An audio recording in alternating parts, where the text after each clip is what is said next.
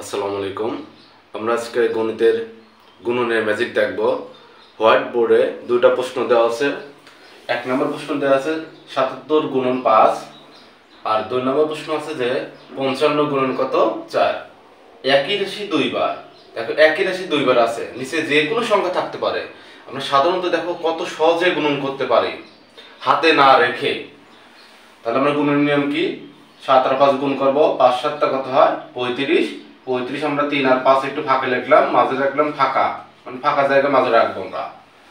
দেখো তো এই ৩ আর ৫ যোগ করো, ৩ আর ৫ যোগ করলে কত হয় ৮। দেখো এই গুণনের ফলাফল আমরা দেখো ৩৮৫। তাহলে এটা আমরা কিভাবে করবো, ৪ পাশে কত হয় ২০,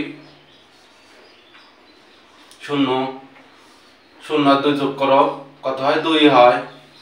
তাহলে ৩ নম্বর প্রশ্ন তোমাদের আমি দিলাম কত ৬৬ গুণন ২। এটার উত্তর কমেন্টে তোমরা জানাও যে এটা উত্তর বা এটা ফলাফল কত হবে, এটা তোমরা সবাই আমাকে জানাও।